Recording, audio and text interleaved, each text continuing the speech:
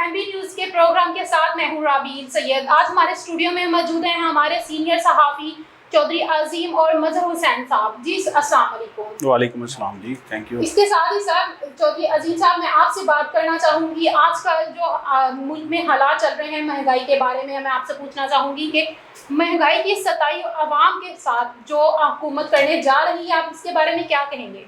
जी शुक्रिया राबिल साहबा, आप लोगों का बहुत शुक्रिया, एमबी न्यूज़ का शुक्रिया जिन्होंने इस एक अच्छे प्रोग्राम के लिए मुझे दोबारा बुलाया। महंगाई ने तो माशाल्लाह पूरे पाकिस्तान में हर शहरी की बल्ले बल्ले करा दी है। हर बंदा इस वक्त परेशान है, बुरे हालात हैं। आपने देखा होगा कि भागे फिर रहे हैं, आईएमएफ की शराइत पूरी कर रहे हैं, आईएमएफ से लोन ले रहे हैं, ज़बरदस्ती हमारे कार्ड चेक किए जा रहे हैं, हमारे अकाउंट चेक किए जा रहे हैं, धमकाया भी जा रहा है फ़लाँ डेट को सिम बंद हो जाएगी, फ़लाँ को मीटर बंद हो जाएगा, फ़लाँ को ये हो जाएगा, फ़लाँ को वो हो जाएगा।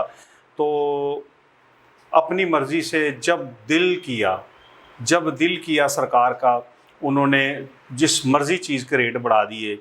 कल मैंने एक ख़बर पढ़ी है कि उन्होंने मोटरवे के जो टूल प्लाजे हैं उन पे से टूल टैक्सेस वो काफ़ी इंक्रीज़ कर दिए हैं, बढ़ा दिए हैं। तो ये ₹2 पेट्रोल कम किया और उधर से अपना काम चला दिया। तो ये हुकूमत यानी कि कोई समझ नहीं आ रही कि कोई रिलीफ आ रहा है या नहीं आ रहा है। मुझे क्या आम लोगों को कई जगहों पे बैठते हैं तो गपशप होती है, बातचीत होती है, तो उसमें यही महसूस होता है कि हम लोग सिर्फ बिजली पानी और गैस के बिलों पे पाकिस्तान चला रहे हैं, बाकी यहाँ कोई टैक्स शैक्स पे चल रहा है, ना हमारे मुल्क में कोई इंडस्ट्री है, ना कोई किसी किस्म की पैदावार है। लग यही रहा है, ऐसे शोर मचा हुआ है, ऐसे वावेला हो रहा है कि जैसे इन्हीं चीज़ों पे मुल्क ने चलना है, वरना ये शट डाउन हो जाएगा। इसी के साथ मैं मजहर हुसैन साहब से एक सवाल करूंगी, क्या वाकई हुकूमत ने बड़ी गाड़ियां इस्तेमाल करने की इजाज़त दे दी है?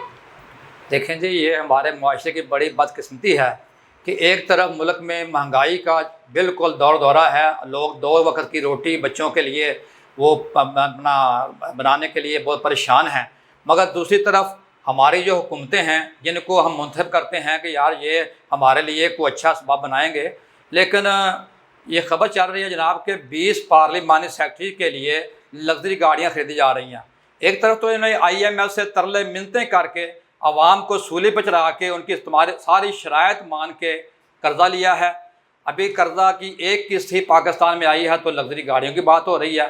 सुनने में ये भी आ रहा है जी पार्लियामेंट सेक्रेटरी के पास पहले ऑलरेडी गाड़ियाँ मौजूद हैं, मगर उसके बावजूद 20 बड़ी महंगी करोड़ों रुपए की लग्जरी गाड़ियाँ खरीदी जा रही हैं। ये हमारी बदकिस्मती है क्योंकि लोग तो महंगाई से परेशान हैं। एक तरफ इन्होंने बिजली के बारी और गैस के बारी बिल लोगों के ऊपर डाल के उनका खून जो है वह निचोड़ लिया है, तो दूसरी तरफ ये लग्जरी गाड़ियाँ खरीदी जा रही हैं। हुकूमत को चाहिए कि होश के नाहल ले, गरीब आवाम का भी सोचे, ये नहीं कि ये अपने याशियों और लल्ले तल्लों पर सारा पैसे खर्च करें और गरीब आवाम का ख्याल किया जाए। ये सवाल सर मैं आपसे करना चाहूँगी चौधरी अजीम साहब, मैं आपसे करना चाहूँगी कि हुकूमत जो नई गाड़ियाँ खरीद रही है इसके बारे में आप क्या कहना चाहेंगे? हाँ जी, ये तो कमाल ही हो गई है। ऐसे लग रहा था कि जैसे इस वक्त मुल्क के पास कोई पैसा नहीं है, बिल्कुल हम IMF के आने से ही वो जैसे वो अक्सर जो बहुत गरीब ख़ानदान है, अक्सर ऐसे कई घर है जब माँ कहती है कि बेटा तुम्हारा बाप आएगा तो तब हंडिया पकेगी, तब खाना शाना मिलेगा, तो ये वही रूटीन थी। लेकिन अचानक पता चला कि हमारे पास बहुत ही पैसे हैं।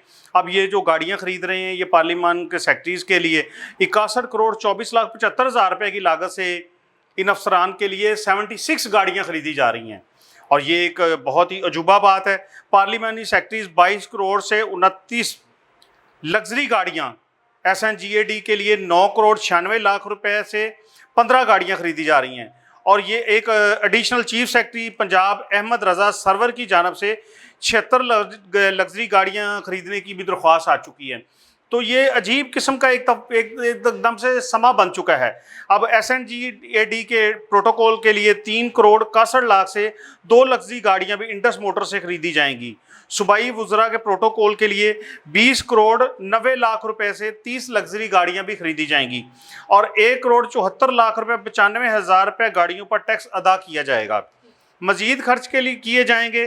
पार्लिमानी सेक्रेटरीज के लिए सिर्फ 9 गाड़ियों की ज़रूरत थी, मगर 20 अजाफी गाड़ियां खरीदी जाएंगी। तो क्या हम गरीब हैं? क्या हमारे पास पैसे नहीं हैं? क्या हमारा गुज़र-औक़ात मुश्किल में है? क्या ये सिर्फ इन्हीं का हक है?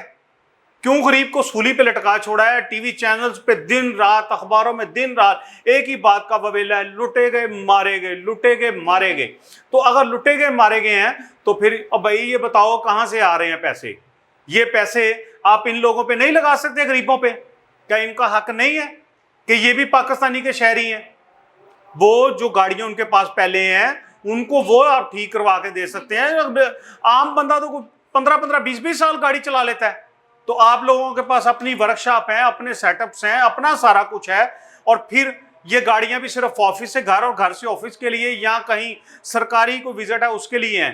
पर ये तो उसको कुत्ते लेकर जाने के लिए भी, बच्चे लेकर जाने के लिए भी पता नहीं किस किस चीज़ के लिए इस्तेमाल करते हैं, तो फिर उनके हाल ख़राब कर देते हैं। लेकिन अब भी गाड़ियाँ इनके पास बहुत अच्छी हालत में हैं।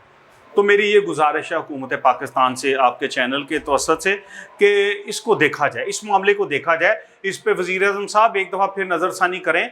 वहाँ पे अक़वाम मुत्तहिदा में बैठ के लबनान और फ़लस्तीन की अवाम के लिए आपने बड़ा अच्छी तकरीर की है। मैं आपको अप्रिशिएट करता हूँ, मैं सलूट करता हूँ आपको, लेकिन पाकिस्तानी अवाम के लिए भी कुछ करें। जी बहुत शुक्रिया। इसके साथ ही मैं अपने सीनियर सहाफ़ी चौधरी अजीम और मज़हर हुसैन साहब से शुक्रिया अदा करूँगी कि उन्होंने हमारे प्रोग्राम में आकर अपनी राय का इजहार किया। प्रोग्राम में फिलवक्त इतना ही। देखते रहें MD में।